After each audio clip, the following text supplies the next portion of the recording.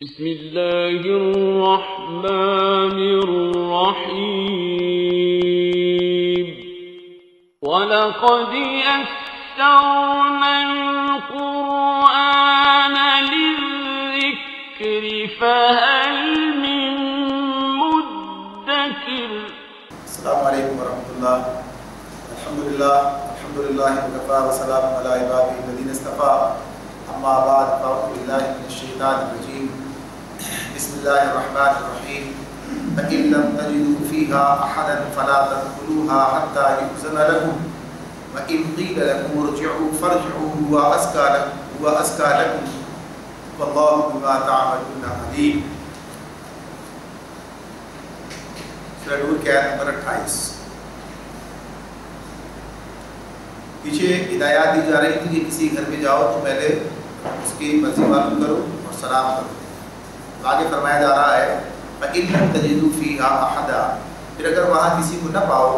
تو داخل نہ ہو فَلَا تَدْخُلُوهَا حَتَّى يُؤْذَنَ لَكُمْ، جب تک کہ تم کو اجازت نہ دے دی جائے. اور اگر تم سے کہا جائے کہ واپس چلے جاؤ تو واپس ہو جاؤ، یہ تمہارے لیے زیادہ پاکیزہ طریقہ ہے اور جو کچھ تم کرتے ہو اللہ اسے خوب جانتا ہے. یعنی مزید اور ہدایات اس حوالے سے سامنے آ گئی کہ فرد گیا ہے وہاں پر ایک آدمی جانے کے بعد اور وہاں کوئی اسے نہیں ملتا ہے، اجازت نہیں ملتی ہے یا آدمی نہیں ملتا،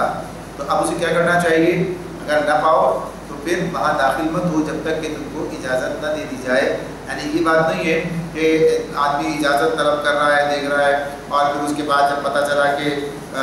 کوئی جواب نہیں ملتا تو بس داخل ہو جائے، کا ایسا نہیں ہے. یعنی اس بات کا بھی امکان ہے کہ فرد موجود نہیں ہے،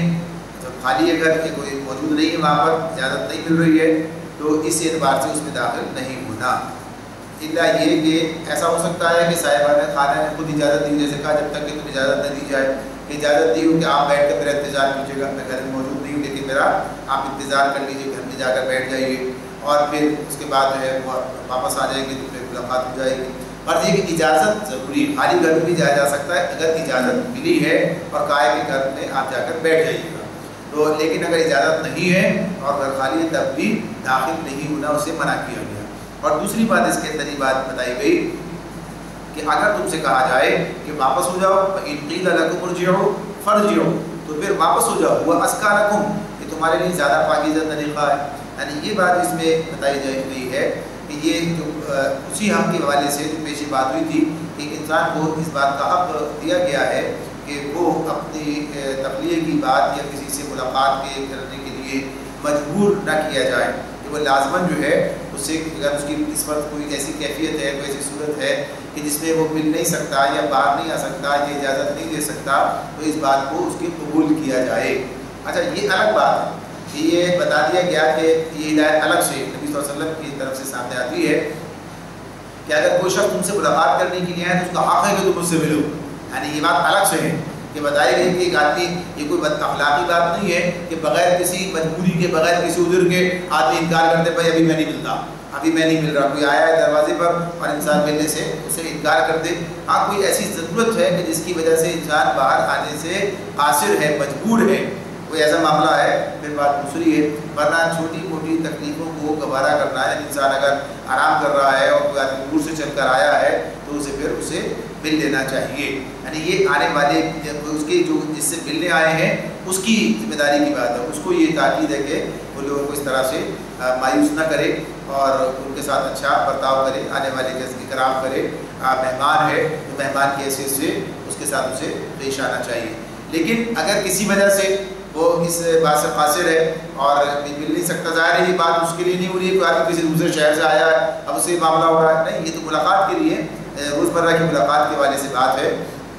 تو اس اعتبار سے یہ بات ہے کہ اگر وہ آدمی اس وقت ملنے کی پوزیشن میں نہیں ہے اور وہ معذرت کرنا اس کا حق ہے، معذرت کر سکتا ہے. تو اس لیے کہا کہ اگر کہا جائے فَإِن قِيلَ لَكُمُ ارْجِعُوا، اگر اسے کہہ دیا گیا کہ ارجعوا واپس جاؤ تو فارجعوا، تو اسے واپس ہو جانا چاہیے. اس میں کسی ناراضگی کی بات نہیں ہے. اگر آدمی ناراض ہوتا ہے تو یہ قرآن کے خلاف بات ہے، قرآن کے خلاف بات ہے. اور کہا اللہ تعالیٰ نے ہوا أَزْكَىٰ لَكُمْ، یہ تمہارے لیے زیادہ پاکیزہ طریقہ ہے، بہتر طریقہ ہے، اسی پر تمہیں عمل کرنا چاہیے. اس کے فوائد تمہارے لیے زیادہ ہیں. یعنی اس کے فوائد کی بات آپ دیکھیے، اس کے نقصان کی بات اگر نہ کیا جائے تو اس کو دیکھیں واحدے کی بات آ جاتی ہے سامنے. آج چونکہ معاشرے میں یہ چیز رائٹ نہیں ہے اور اس پر عمل درآمد نہیں ہے، لہٰذا اگر کوئی آدمی ملنا نہیں چاہتا تو کیا کرتا ہے؟ جھوٹ بولتا ہے. یعنی جھوٹ بول دیتا ہے کہ بچے سے جا کے کہہ دیتے ہیں، کہلوا دیتا ہے موجود نہیں ہے، یا کسی سے کہلوا دیا موجود نہیں ہے، یا وہ سو رہے ہیں اٹھتے نہیں ہیں. یعنی کوئی بھی ایسی بات کہ جس میں جو واقعہ نہیں ہوتے اور جو ہے کہیے کہ اس طرح سے کسی کو یہ واپس کرنا ہو تو یہ طریقہ اختیار کرتے ہیں جو کہ جھوٹ پر مبنی ہوگا تو ظاہر گناہ بن جائے گا، گناہ کی بات ہے. اگر معاشرے میں یہ چیز رائج ہو کہ ہاں یہ انسان کا حق ہے کہ اگر وہ ابھی مل نہیں سکتے کسی اور وقت تشریف لائیے، ابھی ملاقات کا موقع نہیں ہے یا کوئی مصروفیت ہے، کوئی ایسا مسئلہ ہے، تو اس بات کو جو ہے قبول کیا جائے. آج کی صورتحال یہ ہے کہ آدمی سمجھتا ہے کہ اگر یہ بات کسی سے کہلوا دی تو پھر وہ ناراض ہو جائے گا، اس بات سے ناراض ہو جائے گا کہ یہ تو اس وقت یہ کام نہیں کر رہے اور اتنے بڑے ہو گئے ہیں، ان کا یہ حال ہو گیا ہے، ان کا دماغ خراب ہو گیا ہے، کوئی ملنے آئے تو اسے ملتے نہیں ہیں. یعنی اس طرح سے جو ہے کہ ایک آدمی ناراضگی کا اظہار کرتا ہے تو اس سے بچنے کے لیے جھوٹ کا سہارا لے رہا ہے. یہ دونوں کے لیے گناہ کی بات ہو گئی. ان کا اس معاملے میں اس کو اس بات تک مجبور کرنا، یعنی اس بات کو اس طرح سے کر دینا، یہ گناہ کا سبب بن گیا اور وہ تو خود گناہ میں ملوث ہو ہی رہا ہے. تو اللہ تعالیٰ کہتے ہیں کہ اگر تم سے کہا جائے واپس ہو جاؤ تو واپس ہو جاؤ، وہ ازکی لکم، یہ تمہارے لیے زیادہ پاکیزہ طریقہ ہے. تو اس اعتبار سے یہ پاکیزہ طریقہ کہ ایسا کیا جائے. ایک صاحب جو ہے تفسیر کی بات آتی ہے وہاں پر وہ کہتے ہیں اپنی بات نقل کی ہے کہ میں اس بات کا منتظر رہا کہ کوئی مجھے واپس کرے تو میں قرآن کے اس حکم پر عمل کر سکوں کہ واپس ہو جاؤں.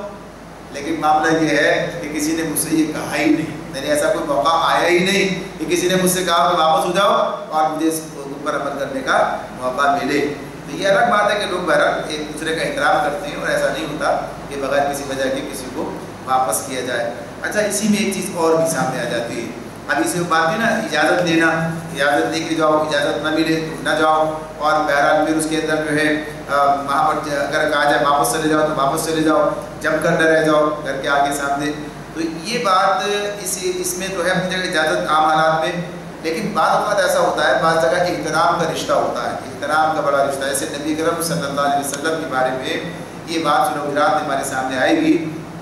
جس میں اعرابیوں سے بات کہی گئی تھی کہ گھر کے باہر سے آوازیں لگاتے ہیں. اگر یہ انتظار کرتے، یعنی اگر یہ آپ کا انتظار کرتے کہ جب آپ باہر آئیں تو پھر آپ سے ملیں، تو زیادہ بہتر طریقہ تھا بجائے اس کے. تو یہ بعض اوقات ایسا بھی ہوتا ہے کہ کسی کا احترام ملحوظ رکھتے ہوئے اور آدمی جو ہے یہ کام کرتا ہے، اور یہ بات آتی ہے بعض لوگوں کے حوالے سے کہ وہ اپنے استادوں کا یا بعض علماء دین کا یا بعض ایسے مشائخ کا اس طرح سے احترام کر رہے ہیں کہ وہ انہیں آواز دے کے نہیں بلاتے، انتظار کرتے ہیں، یا انہیں پتہ ہے کہ اس وقت آئیں گے، یعنی اس زور کی نماز کے وقت نکلیں گے، عصر کی نماز کے وقت نکلیں گے اور باہر بیٹھ کے انتظار کر رہے ہیں، آواز نہیں دیتے. یہ بہرحال ایک ادب کا مسئلہ ہے، یہ معاملہ اس سے الگ ہے، اس کا ایسے تعلق نہیں ہے. لیکن یہ اپنی جگہ پر مستحسن ہے کہ اگر کوئی ادب کا اس طرح کا معاملہ کرتا ہے، اس میں کوئی اور خرابی کی بات نہیں ہے، تو پھر یہ عام کوئی بری بات نہیں ہے. آگے فرمایا کہ اللہ جانتا ہے جو کچھ تم کرتے ہو. لیس علیکم جناح ان تدخلوا بیوتا غیر مسکونۃ فیہا متاع لکم واللہ یعلم ما تبدون وما تکتمون. البتہ تمہارے لیے اس میں کوئی مذائقہ نہیں ہے کہ ایسے گھروں میں داخل ہو جاؤ جو کسی کے رہنے کی جگہ نہ ہو اور جن میں تمہارے فائدے کی کوئی چیز ہو. تم جو کچھ ظاہر کرتے ہو اور جو کچھ چھپاتے ہو سب کی اللہ کو خبر ہے. یہاں جو بات ہو رہی ہے وہ ان جگہوں کی مقامات کی بات ہے، یعنی جیسے ہوٹل ہیں، سرائے ہیں، ایسے مقامات ہیں، مسافر خانے ہیں، دکانیں ہیں، گھر مکانات ہیں وہ، لیکن وہاں کسی کی اجازت کی ضرورت نہیں ہے. حضرت بکر صدیق رضی اللہ تعالیٰ کے حوالے سے غالباً یہ بات آتی ہے کہ جب یہ آیات نازل ہوئی تھی اجازت لینے کی، تو انہوں نے کہا کہ عرب کے لیے، اہل عرب کے لیے بڑی مشکل آئی کہ پیش آئی کہ سفر کرتے ہیں، دور دراز مقامات پر جاتے ہیں، راستے میں ایسے مقامات ہیں، ایسی جگہیں ہیں، ایسے سرائے ہیں جہاں کوئی نہیں ہے، اور پھر وہاں داخل ہو جاتے ہیں، وہاں آرام کرتے ہیں، رہتے ہیں. ایسا ہوتا ہے اجازت کا معاملہ اس طرح کا. تو بتا دیا گیا کہ یہ معاملہ جو ہے ان لوگوں کی، ان جگہوں کا ہے جہاں لوگ رہتے بستے ہیں، ان جگہوں کے بارے میں بات ہو رہی ہے. لیکن جہاں لوگ رہتے نہیں ہیں بلکہ وہ عام پبلک پلیس جسے کہا جاتا ہے، لوگوں کے مفاد عامہ کے لیے وہ جگہیں ہیں، بنائی گئی ہیں جہاں داخلے کی کوئی پابندی نہیں ہے اور ہر ایک کے لیے داخلہ جو ہے کھلا ہے، تو وہاں پر داخل ہونے کی بات یہ نہیں ہو رہی ہے. یہ صرف وہی کی بات ہے کہ جہاں لوگ رہتے ہیں، جہاں پر ان کا کوئی اپنا مقام ہے، گھر ہے، اس کے اندر رہتے ہیں. اچھا بعض جگہ ایسا بھی ہوتا ہے، بعض مقامات ایسے بھی ہوتے ہیں. اب جیسے مسجد ہے، مسجد میں کوئی پابندی نہیں ہے، آدمی جاتا ہے، لیکن مسجد میں امام کا مؤذن گھر بھی موجود ہے. تو اب بہرحال یہ جگہ وہ ہے کہ جہاں آپ بغیر اجازت نہیں جا سکتے، ایسے مقامات ہو سکتے ہیں. ایسے کوئی مقام ہے، کوئی اسکول ہے، کالج ہے، وہاں پر انتظامیہ کا کمرہ ہے، وہاں پر کوئی ایسے مقامات ایسی جگہ ہیں جہاں پر جانا منع کیا گیا ہے، وہاں پر نہیں جانا چاہیے، نہیں جا سکتے، اجازت کے بغیر نہیں جائیں گے. یا اگر کوئی پابندی لگائی گئی ہے، کوئی اصول بنائے گئے ہیں تو ان پر عمل درآمد کرنا ضروری ہوگا. تو اس اعتبار سے یہ چیزیں وہاں پر اس اعتبار سے جہاں جتنے حد تک ہے اس کی بات کی گئی ہے. تو یہ سب تہذیب ہے جو اسلام سکھا رہا ہے. قل للمؤمنین یغضوا من ابصارهم ویحفظوا فروجهم ذالک، اللہ رب العالمین فرماتے ہیں ذالک ازکی لہم ان اللہ خبیر بما یصنعون. آیت 30 میں بات ہمارے سامنے آ رہی ہے. اللہ تعالیٰ ارشاد فرماتے ہیں اے نبی مومن مردوں سے کہو کہ اپنی نظریں بچا کر رکھیں اور اپنی شرمگاہوں کی حفاظت کریں، یہ ان کے لیے زیادہ پاکیزہ طریقہ ہے. جو کچھ وہ کرتے ہیں اللہ اس سے باخبر رہتا ہے. اب یہ جو بات اس سے آگے اب پھر دوبارہ اسی طرف پلٹ گئی ہے. قل آپ کہہ دیجیے للمؤمنین، مومنین سے. اب یہ مومن مردوں کی بات ہو رہی ہے کہ ان سے بات ہے. پھر اسی طرح سے مومن عورتوں سے الگ بات کی گئی ہے. حالانکہ جب کبھی ایسا ہوتا ہے کہ ایک ہی بات ہوتی ہے اور صیغہ جو ہے مذکر ہوتا ہے تو اس میں وہ شامل ہوتی ہے، لیکن یہ الگ سے اللہ تعالیٰ یہ بات کہتے ہیں کہ مومن مردوں سے کہہ دو کہ وہ اپنی نظریں بچا کر رکھیں. اس میں جو یہ جو غض بصر کا لفظ آتا ہے، غض بصر، اس کا مطلب ہوتا ہے کہ آنکھوں کو بچانا، آنکھوں کو چرانا ہے. اس اعتبار سے یعنی کسی چیز کو کم کرنے، گھٹانے یا پست کرنے کے معنوں میں آتا ہے. اس کا مطلب یہ ہوتا ہے کہ نگاہوں کو بچانا، یعنی نیچی رکھنا بات نہیں ہے بلکہ نگاہوں کو بچانا ہے. تو یعنی اس طرح سے کہ نگاہ بھر کر نہ دیکھے، نگاہوں کو دیکھنے کے لیے بالکل آزاد نہ چھوڑ دے. یہ اس کا مفہوم بنے گا کہ نظر بچانا. اس لیے اس کا ترجمہ اسی اعتبار سے کیا کہ اپنی نظریں بچائیں، یعنی اس طرح سے نہ دیکھا جائے کہ جو ہے براہ راست دیکھنے کی بات آ جائے تو اس سے جو چیز دیکھنے کے لائق نہیں اس سے نظر ہٹا لی جائے. تو اس میں یہ بات اپنی جگہ پر آتی ہے کہ صرف یہی بات نہیں کہ خواتین، ظاہر ہے کہ بے پردہ خواتین جو ہیں ان کے دیکھنے کی بات ہو رہی ہے کہ انہیں نہ دیکھا جائے، بلکہ فحش مناظر بھی اسی کی تعریف میں آتے ہیں، فحش تصویریں بھی اسی کے مناظر میں آتے ہیں. یعنی بعض رہ رہے ہیں اور ایک بڑا سا ہورڈنگ لگا ہوا ہے نہایت بیہودہ، اس پر منظر موجود ہے. اب کیا ہے یہ؟ اب اسے بھائی یہ تو کوئی ہے نہیں، ایسے دیکھا تو اس سے بھی یعنی ایک تو پہلی بات ہے ایسا ہونا ہی نہیں چاہیے. لیکن اگر ایسا ہو جگہ بعض مقامات پر تو پھر اس سے اپنی نظروں کو بچا لینا اور اپنے اس سے گزر جانا. یہ بات اس اعتبار سے بیان ہو رہی ہے. تو اب یہ اللہ رب العالمین ہمیں یہ بات بتا رہے ہیں کہ یہ جو نظر کو بچانے کی بات ہے کہ اس نظر کو بچانے کے لیے یہ حکم باقاعدہ قرآن مجید میں نازل کیا گیا ہے. تو اسی اعتبار سے کہ جو نگاہ کا معاملہ ہے، جو نظر کا معاملہ ہے، تو اس کے لیے کہا کہ نبی صلی اللہ علیہ وسلم نے کہ نگاہ ابلیس کے زہریلے تیروں میں سے ایک تیر ہے. یعنی یہ آغاز ہے، اسی سے یعنی بے حیائی کی طرف آدمی اگر بڑھے گا تو یہ آغاز ہوگا. اس اعتبار سے یہ بات ہوگی اگر کوئی آدمی اس طرح سے دیدہ بازی یعنی یہ اس سے بات ہے وہ آگے بڑھ کر چلے گی، تو اس دیدہ بازی کو آنکھ کی بدکاری سے تعبیر کیا ہے. ایک حدیث نبی صلی اللہ علیہ وسلم نے اس طرح سے بات بیان کی، بتایا ہے کہ یہ جو اعضاء ہیں یعنی آنکھوں سے دیکھنا، شہوت کی نظر، اور اس طرح سے یہ کیا ہے کہ آنکھوں کا زنا ہے، لگاوٹ کی بات چیت کرنا زبان کا زنا ہے. اسی طرح سے ہاتھوں کا اور کانوں کا یہ سب بیان کر کے اور پھر کہا کہ شرمگاہیں تکمیل کر دیتی ہے، الگ ہو جاتی ہیں، تو یہ تکمیل کرنے سے رہ جاتی ہے. تو غرض یہ کہ ان سب کی بھی ممانعت ہے. ایک نظر نادانستہ پڑ گئی ہے تو اسے ہٹا لینے کی بات ہے، دوسری نظر ڈالنے کی بات نہیں ہے. لیکن یہ بات بھی نہیں کہ پہلی نظر خاص طور پر ڈالی جائے، اس کی بھی گنجائش نہیں ہے. لیکن نظر پڑ گئی ہے تو اسے بچا لینے کی بات ہے. نبی اکرم صلی اللہ علیہ وسلم نے فرمایا کہ اگر کوئی شخص اللہ کے ڈر سے، جس حدیث نے کہا کہ نگاہ ابلیس کے زہریلے تیروں میں سے ایک تیر ہے، جو شخص مجھ سے ڈر کر، اللہ تعالیٰ کہتا ہے جو شخص مجھ سے ڈر کر اس کو چھوڑے گا، یعنی اس طرح سے اپنی نگاہوں کو بچائے گا، میں اس کے بدلے اسے ایسا ایمان دوں گا جس کی حلاوت وہ اپنے دل میں محسوس کرے گا. یعنی یہ اس کی بات ہے. پھر اسی طرح سے یہ بات بھی آتی ہے کہ جس مسلمان کی نگاہ کسی عورت کے حسن پر پڑے اور وہ نگاہ ہٹا لے تو اللہ اس کی عبادت میں لطف و لذت پیدا کر دیتا. یعنی بھی مسند احمد کی حدیث نبی صلی اللہ علیہ وسلم کا ارشاد ہے. تو اس اعتبار سے یہ بات بتا دی گئی کہ یہ نگاہوں کو بچانا یہ ضروری ہے، لازم ہے کہ یہ کام کیا جائے. اچھا اب اس میں یہ بات کہ آپ کوئی سوچے کہ یہ کہے کہ بھائی نظریں جھکانے یا بچانے کا مطلب یہ کہ خواتین کے چہرے کھلے ہیں یعنی باتوں کو اس سے استدلال کرنے کی بات کرتے ہیں. یہ بات درست نہیں ہے، یہ بات درست نہیں ہے اس اعتبار سے کہ اس میں جو بات ہے ایک تو یہ کہ اچانک کسی عورت و مرد کا سامنا ہو جائے، یہ آمنا سامنا ہو، اس کے اندر بات ہوتی ہے. اور بہرحال غیر مسلم عورتیں تو بے پردہ گھوم رہی ہیں تو اس صورت میں بھی یہ نہیں ہے کہ مسلم عورتوں سے کو نہیں دیکھنا ہے اور غیر مسلم عورتوں کو دیکھنا ہے، یہ بات تو نہیں، مجرد عورتوں کو نہ دیکھنے کی بات ہو رہی ہے۔ تو اس اعتبار سے سورہ احزاب میں جو احکام حجاب نازل ہوئے ہیں اور اس میں جو پردہ بتا دیا گیا، یعنی دو چیزیں الگ الگ ہیں، بات واضح رہے، ایک ہے صدر کے احکامات، ایک ہے حجاب کے احکامات۔ یعنی اس سورہ احزاب میں جو آگے ہمارے سامنے آئے گی اس میں حجاب کے یعنی پردے کے احکامات ہیں، یہاں صدر کی بات آئے گی، اس میں دو الگ الگ چیزیں ہیں، تو جب اسے ملا جلا دیتے ہیں تو بات خراب ہوتی ہے۔ تو یہ بات کہ صدر میں شامل ہے کہ نہیں شامل ہے، لیکن صدر کا حکم الگ ہے اور حجاب کا حکم الگ ہے۔ صدر کا معاملہ تو محرم کے حوالے سے ہے کہ اس کا بھی صدر ماں جو ہے صدر اس کے سامنے نہیں کھول سکتی ہے، چاہے باپ بیٹا ہی کیوں نہ ہو، بھائی کیوں نہ ہو، سوائے شوہر کے۔ تو لیکن حجاب کا معاملہ جو ہے وہ نامحرم سے ہے، یعنی اس کا معاملہ اسی اعتبار سے تو اس کو الگ کر کے بات ہے۔ تو یہ بات واضح طور پر ہے کہ یہ نگاہیں نیچی کرنے جوانی کی جو بات ہے، اس سے مراد یہ ہے کہ اگر اچانک نظر پڑ جائے کسی خاتون پر، کسی کے چہرے پر، کسی مرد کی، تو اسے اپنی نظر ہٹا لینی ہے، نہ کہ یہ کہ انہیں اس کی اجازت ملی ہوئی ہے خواتین کے وہ چہرہ کھول کے پھریں۔ تو آگے فرمایا کہ تمہاری ان کے لیے زیادہ پاکیزہ طریقہ ہے، جو کچھ وہ کرتے ہیں اللہ اس سے باخبر رہتا ہے۔ اچھا، اسی میں یہ بات بھی سامنے رہے کہ غض بصر یعنی نگاہوں کو بچانے سے، یعنی اس حکم سے مستثنا جو صورتیں ہیں، یعنی کہ بعض اوقات ایسا ہوگا کہ اس کی ضرورت ہوگی، یعنی جیسے ایک طبیب ہے اور اسے کسی مریضہ کو دیکھنا ہے، تو اب ظاہر سی بات ہے اسے وہ دیکھے گا، یعنی غض بصر کی بات نہیں ہے، وہ ضرورت کی بات ہے۔ اسی طرح سے کہ کسی شخص نے کوئی کسی خاتون سے نکاح کرنا ہے اسے، تو نکاح کرنے کے معاملے میں بھی یہ بات ہے کہ دیکھ لینے کی اجازت ہے، یعنی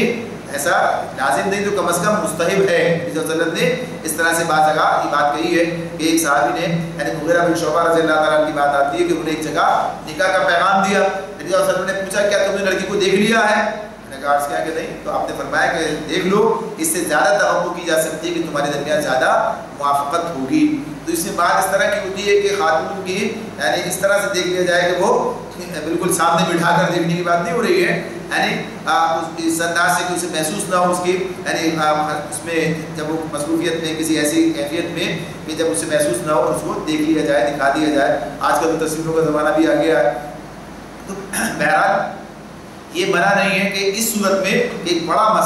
مسئلے کے اعتبار سے کہ زندگی گزارنی ہے اس کے ساتھ میں، تو اس اعتبار سے اس کی اجازت ہے۔ تو اس ایسے حالات، ایسے مواقع پر، یا کوئی تفتیش کا مسئلہ آ جاتا ہے کسی مقدمے کے اندر، وہاں پر تو ان حالات کی بات ہے۔ باقی حالات ایسے ہیں کہ جن کے اندر یہ بات عمومی بتا دی گئی کہ انہیں اپنی نگاہوں کو بچانا ہے۔ اللہ تعالیٰ فرماتے ہیں وَقُلْ لِلْمُؤْمِنَاتِ يَغْضُضْنَ مِنْ أَبْصَارِهِنَّ وَيَحْفَظْنَ فُرُوجَهُنَّ وَلَا يُبْدِينَ زِينَتَهُنَّ إِلَّا مَا ظَهَرَ مِنْهَا وَلْيَضْرِبْنَ بِخُمُرِهِنَّ عَلَى جُيُوبِهِنَّ وَلَا يُبْدِينَ زِينَتَهُنَّ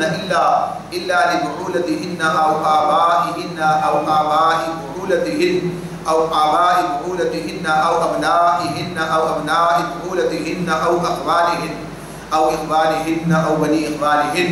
أو بني أخواتهن أو نسائهن أو ما ملكت أيمانهن أو التابعين غير أولي الإربة من الرجال أو الطفل الذين لم يظهروا على عورات النساء ولا يضربن بأرجلهن ليعلم ما يخفين من زينتهن وَتُوبُوا إِلَى اللَّهِ جَمِيعًا أَيُّهَا الْمُؤْمِنُونَ لَعَلَّكُمْ تُفْلِحُونَ۔ یہ طویل آیت سامنے آتی ہے اور اس میں بلکہ دو آیات مل جاتی ہیں۔ اس میں اللہ تعالیٰ فرماتے ہیں وَقُلْ لِلْمُؤْمِنَاتِ يَغْضُضْنَ مِنْ أَبْصَارِهِنَّ، اور اے نبی مومن عورتوں سے کہہ دو کہ اپنی نظریں بچا کر رکھیں اور اپنی شرمگاہوں کی حفاظت کریں اور اپنا بناؤ سنگھار نہ دکھائیں بجز اس کے جو خود ظاہر ہو جائے، اور اپنے سینوں پر اپنی اوڑھنیوں کے آنچل ڈالے رہیں، وہ اپنا بناؤ سنگھار نہ ظاہر کریں مگر ان لوگوں کے سامنے شوہر، باپ، شوہروں کے باپ، اپنے بیٹے، شوہروں کے بیٹے، بھائی، بھائیوں کے بیٹے، بہنوں کے بیٹے، اپنے میل جول کی عورتیں، اپنے مملوک، وہ زیر دست مرد جو کسی اور قسم کی غرض نہ رکھتے ہوں، اور وہ بچے جو عورتوں کی پوشیدہ باتوں سے ابھی واقف نہ ہوئے ہوں، وہ اپنے پاؤں زمین پر مارتے بھی نہ چلا کریں کہ اپنی جو زینت انہوں نے چھپا رکھی ہو اس کا لوگوں کو علم ہو جائے۔ اے مومنو، تم سب مل کر اللہ سے توبہ کرو، توقع ہے کہ فلاح پاؤ گے۔ یہ ایک آیت ہے، 31 آیت جو طویل آیت کی صورت میں سامنے ہمارے آ گئی ہے۔ اس میں اللہ رب العالمین جیسے مردوں کو حکم دیا تھا کہ وہ اپنی نگاہوں کو بچائیں اور اپنی شرمگاہوں کی حفاظت کریں، اور اس میں خواتین کے لیے بات کہی گئی ہے کہ انہیں بھی اپنی نظروں کو بچانا، یعنی عورتوں کے لیے بھی غض بصر کے احکام ہوئی ہیں جو مردوں کے لیے، جیسے مردوں کو عورتوں کی طرف دیدہ اس طرح سے کہیے کہ نظریں جما کر دیکھنا منع کیا گیا ہے، نظریں بچانے کی بات ہے، تو اسی طرح سے عورتوں کو بھی اس بات سے منع کیا گیا ہے کہ وہ مردوں کو اس طریقے سے دیکھیں۔ البتہ یہ بات اپنی جگہ ہے کہ مرد کے عورت کو دیکھنے کے معاملے کو اور عورت کے مرد کو دیکھنے کے معاملے کو نسبتاً تھوڑا سا الگ رکھا گیا ہے۔ ظاہر ہے کہ عورتوں کو حجاب اختیار کرنے کا حکم دیا گیا، مردوں کو تو نہیں دیا گیا، ان کا معاملہ تو بالکل اس طرح کے ہر وقت مرد سامنے ہوتے ہیں، تو اس میں بھی بات یہی ہے کہ انہیں نظریں جما کر دیکھنا یا اس غرض سے دیکھنا یا اس طرح کی کیفیت ہو تو اس سے منع کیا گیا کہ غیر مردوں کو اس طرح سے نہ دیکھا جائے، نگاہ پڑ جائے تو ہٹا لینی چاہیے۔ اور ساتھ ہی ساتھ یہ کہ شرمگاہوں کی حفاظت بات جیسے مردوں کے لیے آئی تھی ایسے عورتوں کے لیے بھی آ رہی ہے، تو اس سے مراد کیا ہے کہ اسے بھی اس کو بھی جو ہے اس طرح سے رکھا جائے، سطر کو کھلنے سے بچایا جائے، سطر کو دیکھنے سے پرہیز کیا جائے، یعنی سطر جو ہے آپ یہ بات بھی آئی تھی ہمارے سامنے کہ مردوں کا سطر کیا ہے، ناف سے لے کر اور گھٹنے تک، گھٹنے سمیت یہ مردوں کا سطر ہے، تو مردوں کے سطر کے معاملے میں بھی جو بات پیچھے تھی کہ اپنی شرمگاہوں کی حفاظت کریں گے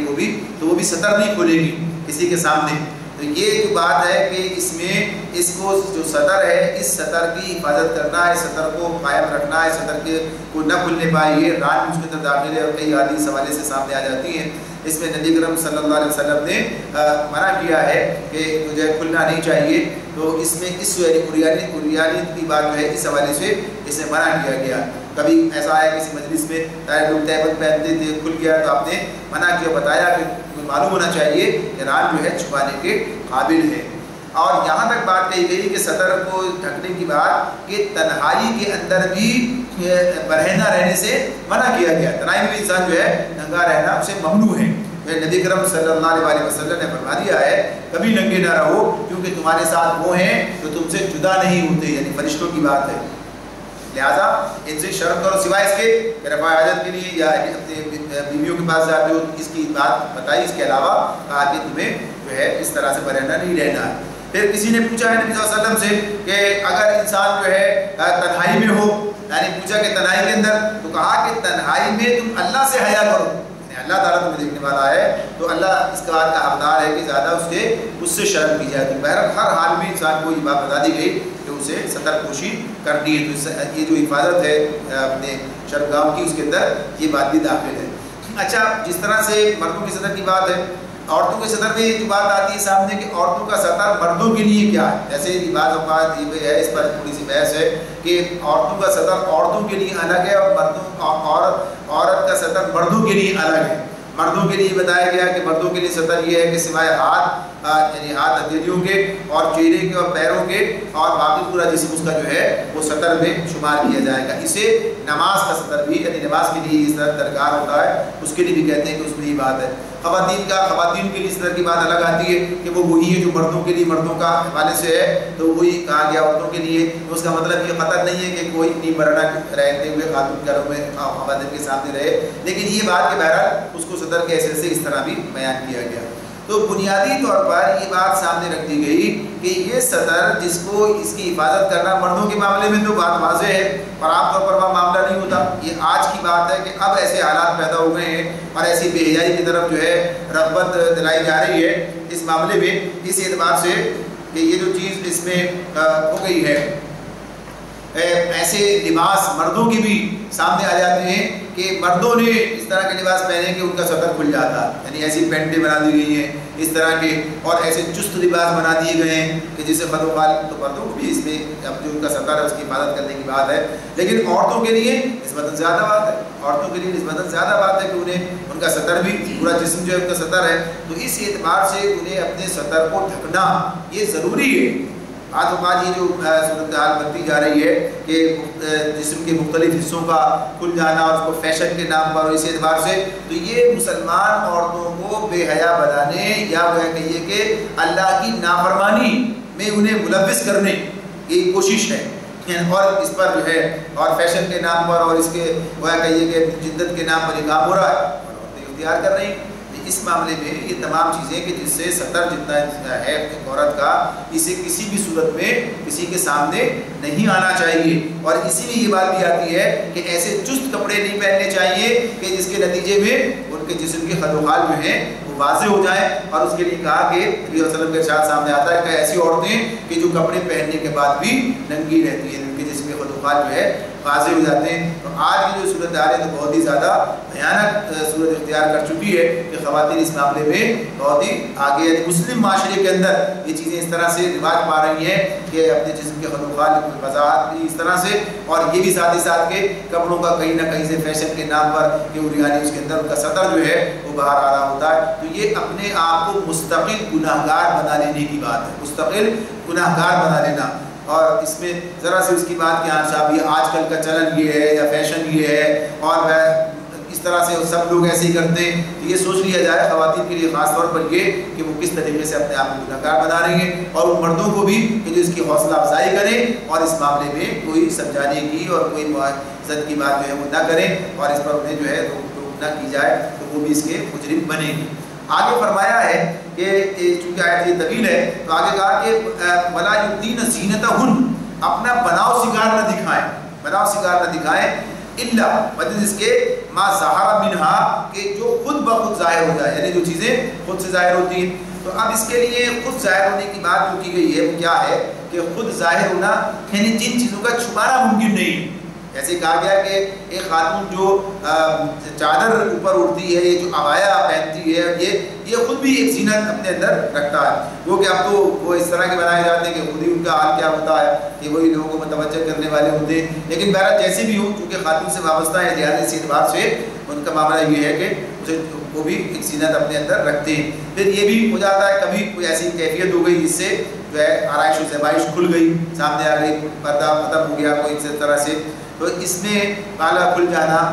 یا کسی طرح سے ظاہر ہو جانا، تو جو خود بخود کوئی معاملہ ہو گیا تو اس کی بات سے منع، اس کی بات کہا کہ ہاں جو ایسا ہو جائے اس کی معافی کی بات ہے. لیکن عام طور پر انہیں اپنی زینت کو چھپانے کی بات ہے اور اپنے سینوں پر اپنی اوڑھنیوں کے آنچل ڈالے رہیں. یعنی یہ بات مزید اس کے اندر سامنے رکھی گئی، بتا دی گئی کہ یہ بھی انہیں اس کی حفاظت کرنی چاہیے. یعنی ایسی کسی کیفیت سے جس سے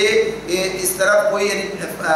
قریانی یا فحاشی کی طرف کوئی اقدام ہوتا ہو، ان تمام چیزوں کی ممانعت کر دی گئی، بتا دیا گیا. یہ بات پہلے بات سامنے آ چکی ہے آپ کے کہ حجاب کے احکامات الگ دیے گئے جو سورہ اس میں احزاب میں ہمارے سامنے آئیں گے، اور اس کی بعد آپ دونوں کو ملا کے پڑھیں گے. بات یہ آ جائے کہ صدر کی حفاظت ہے اور اس کے بعد جو ہے یہ حجاب کی بات ہے. تو اب صدر کی بات ہو رہی ہے، اس مقام پر حجاب کی بات نہیں ہو رہی. اب اس صدر کے معاملے میں بات بتائی گئی اور اس کے ساتھ ساتھ جو زینت کو بیان کیا گیا. صدر تو محرم کے سامنے بھی نہیں کھل رہا ہے، لیکن زیب و زینت کی بات جسے آج کے دور میں میک اپ کے لفظ سے تعبیر کیا جاتا ہے، تو اس کو کہا کہ ہاں یہ سوائے ان لوگوں کے جو محرم دائرہ ہے، اس میں کہا کہ وہ اپنا بناؤ سنگار نہ ظاہر کریں مگر ان لوگوں کے سامنے. اب نام بنام بتا دیا، شوہر، باپ، شوہروں کے باپ، اپنے بیٹے، شوہروں کے بیٹے، بھائی، بھائیوں کے بیٹے. یعنی یہ وہ حلقہ جس میں ایک عورت اپنی پوری زینت کے ساتھ آزادی سے رہ سکتی ہے، وہ ان لوگوں پر مشتمل ہے. یعنی جو نام دیے گئے ہیں اس کے اندر، تو اس میں یہ سب چیزیں جیسے آبا کی بات ہے تو آبا میں والدین بھی ہیں، نانا نانی، دادا دادی، یہ سب جو ہے دادا بھی اس میں آ جائیں گے. مرد اور خاتون کے لیے مرد کی بات ہے تو اس اعتبار سے دادا بھی اسی کے اندر آئیں گے. سب ایسے بیٹے ہیں تو پھر ان کے بیٹے اور پوتے اور نواسے سب اس کے اندر آ جائیں گے. تو اس اعتبار سے پھر شوہروں کے بیٹے، بھائی، بھائیوں کے بیٹے، اس میں سگے سوتیلے کی بھی کوئی قید نہیں ہے کہ سگے ہیں یا سوتیلے ہیں تو جن سے یہ، بلکہ نبی صلی اللہ علیہ وسلم نے اس کے لیے جو وضاحت بیان کر دی، بتا دیا ہے کہ ہر وہ شخص جس سے ایک خاتون کا نکاح نہیں ہو سکتا، ایک خاتون کا نکاح جو ہے نہیں ہو سکتا، وہ سب اس دائرے کے اندر آتا ہے، چاہے اس کا نام لیا گیا ہو یا نہ لیا گیا ہو. اسی لیے کہ اس میں بہت سے نام نہیں لیے گئے تو کچھ لوگ یہ کہتے ہیں کہ جن کے نام نہیں ہے، چچا کا نام نہیں ہے، ماموں کا نام نہیں ہے، لہٰذا ان کے سامنے بھی پردہ ہونا چاہیے. ایسا نہیں ہے، چچا ماموں کا نام نہیں لیکن ان کے ساتھ ظاہر نکاح نہیں ہو سکتا ہے. تو نبی صلی اللہ علیہ وسلم نے اس طرح سے یہ بات واضح کر دی ہے کہ جن سے نکاح نہیں ہو سکتا وہ سب اس دائرے کے اندر شامل ہیں. اچھا، اس میں جو چیزیں اور آتی ہیں جو قابل وضاحت ہیں، جیسے کہا کہ او نسائہن، یعنی جن پر جو ہے اپنے زینت کے ساتھ آ سکتی ہیں. تو یہ اونسائی میل جول کی عورتیں اس کا ترجمہ کیا، یعنی اپنی عورتیں، ان کی عورتیں. اس پر بات ہوئی ہے کہ ان کی عورتوں سے مراد کیا ہے، یہ کون سی عورتیں جن کا معاملہ ہے کہ ان کے بارے میں بات کہی جائے. تو ان عورتوں سے مراد یہ ہے کہ وہ عورتیں کہ جن کے ساتھ آپس کا میل جول کا معاملہ رہتا ہے. تو بعض لوگوں نے کہا کہ یہ غیر مسلم عورتوں کے بارے میں بات ہو رہی ہے، ذمہ خواتین کے بارے میں بات ہو رہی ہے. تو یہ بات اس طرح سے نہیں ہے کہ ان کے بارے میں، بلکہ یہ بات اسی اعتبار سے ہے کہ جو ان کے اپنے میل جول کی عورتیں ہیں ان کے سامنے اپنی زینت کا اظہار کر سکتی ہیں، چاہے وہ غیر مسلم ہی کیوں نہ ہو. بعض اوقات ایسا ہوتا ہے کہ ملازمہ ہوتی ہے گھر کے اندر، غیر مسلم ہے، اس کے سامنے کی بات ہے کہ آ سکتی ہیں اس طرح سے. ورنہ عام ایسی عورتیں جن کے اخلاق کے بعد، جن کے بارے میں معلوم نہیں ہے، جن کا پتہ کچھ نہیں ہے، تو ان سے کہا کہ ان سے بھی پردہ کیا جائے، گریز کیا جائے، اس لیے کہ خرابی کا دروازہ ان کے ساتھ بھی آزادانہ میل جول کی صورت میں نکل سکتا ہے. تو اس حوالے سے کہا کہ ایسی، اور خاص طور پر اس کے اندر وہ عورتیں تو آئی جائیں گی کہ جن کا بے حیا ہونا اور جن کا جو کہیے کہ اخلاق باختہ ہونا واضح ہو. تو ان سے بچنے، ان سے بچ کر رہنے کی بات ہے کہ ان کے سامنے بھی اس طرح سے آزادانہ نہ آیا جائے، اپنا جو ہے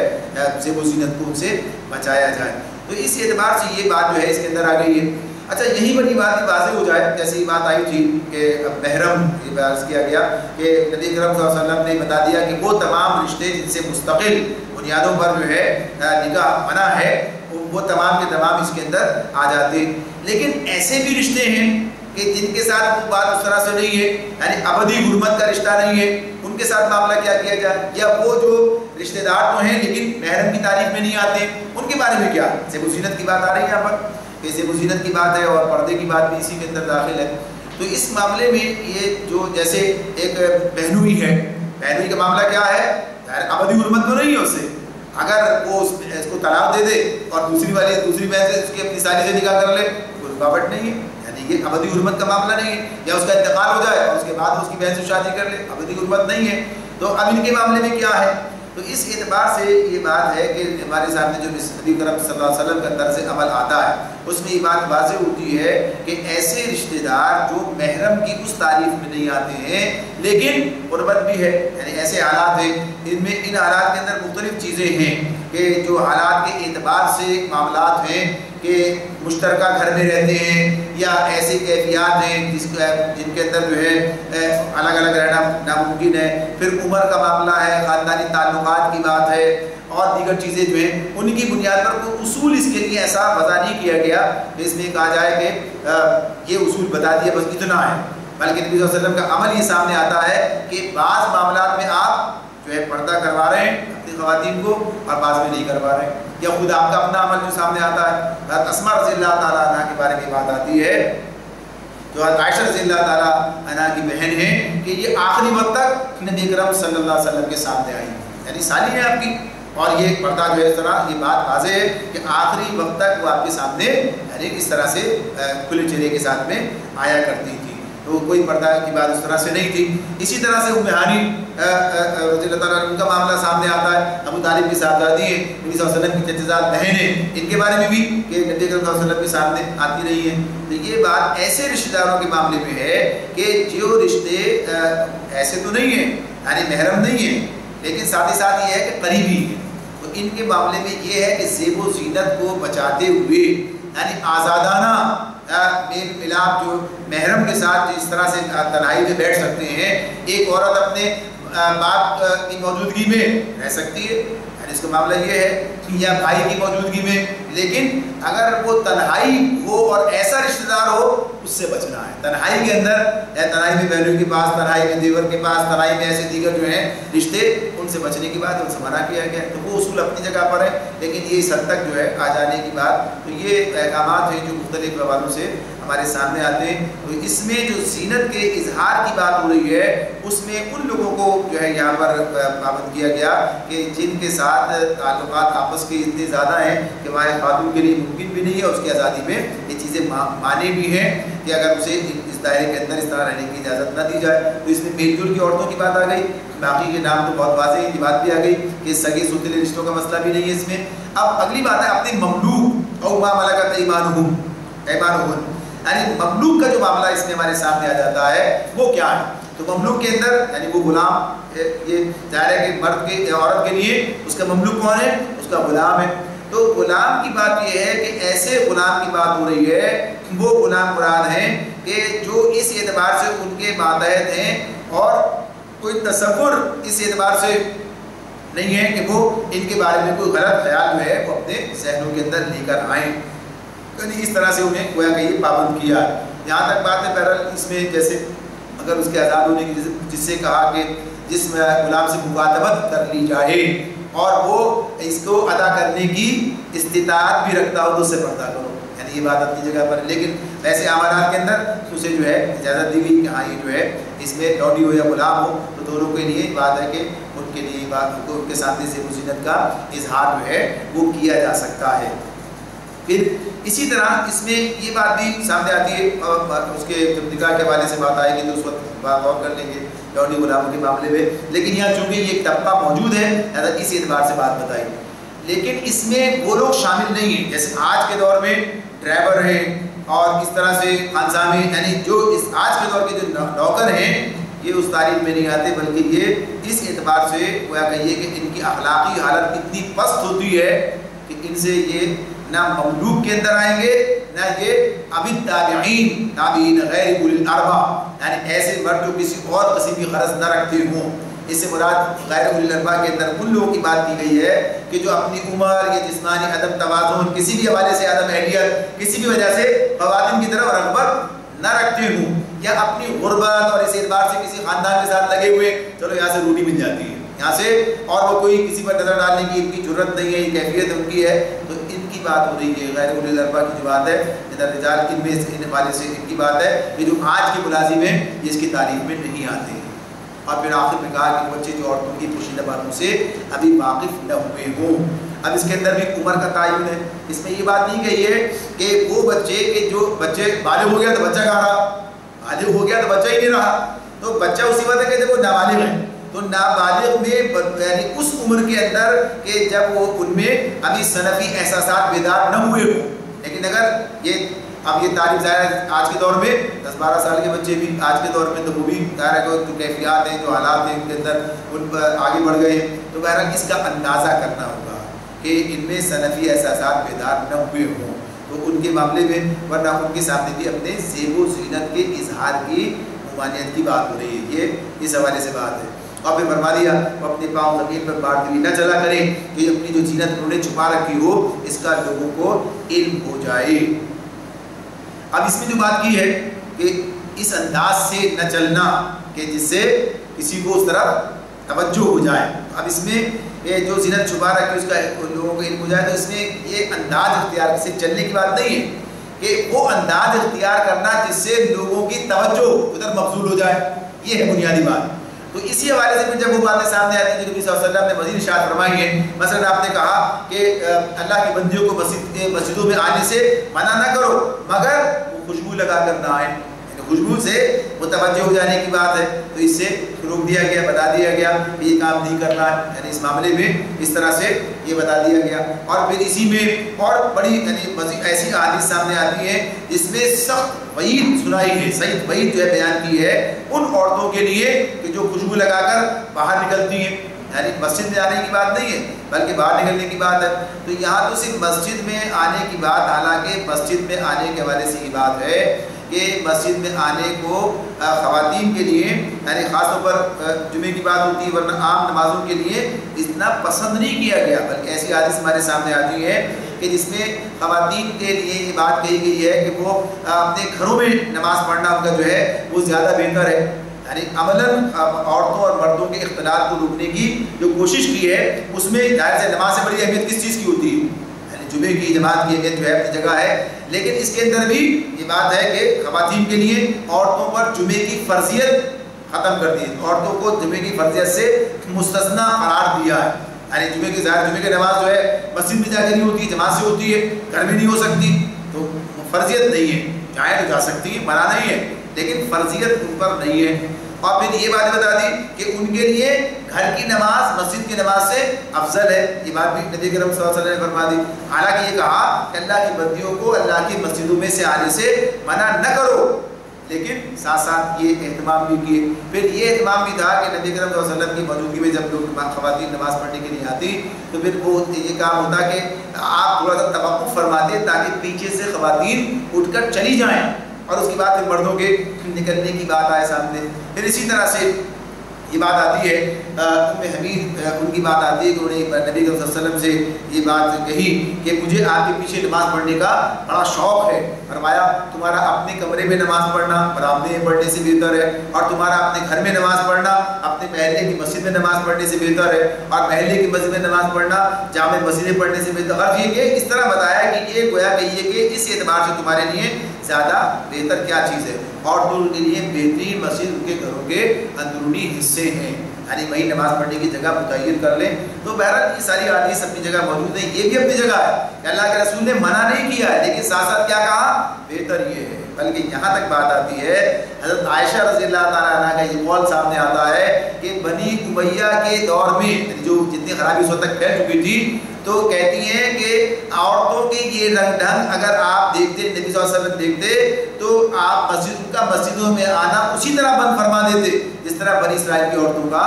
بند کر دیا گیا تھا. تو اس طرح سے یہ بات اسی میں تو یہ عورتوں کا جو اختلاط اور اس میں تو یہ مسجدوں کی بات ہو رہی ہے. یہ کہاں کی بات ہو رہی ہے؟ مسجدوں کی بات ہو رہی ہے.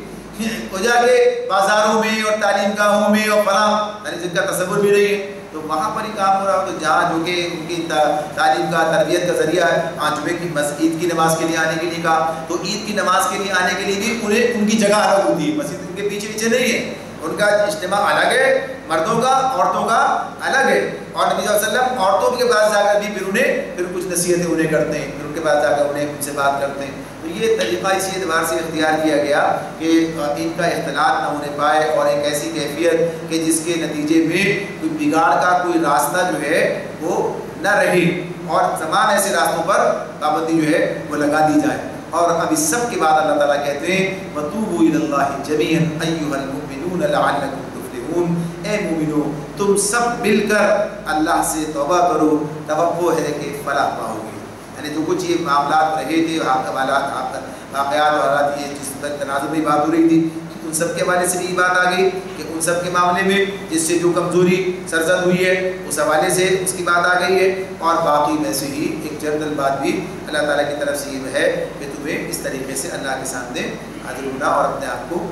فلاح پانے کے لیے تیار کرنا کہ اللہ سے اپنے گناہوں کی معافی طلب کرتے رہنا. اللہ رب العالمین ہمیں باتوں کو سمجھنے اور ان پر عمل کرنے کی توفیق عطا فرمائے. باخر دعوانا الحمد للہ.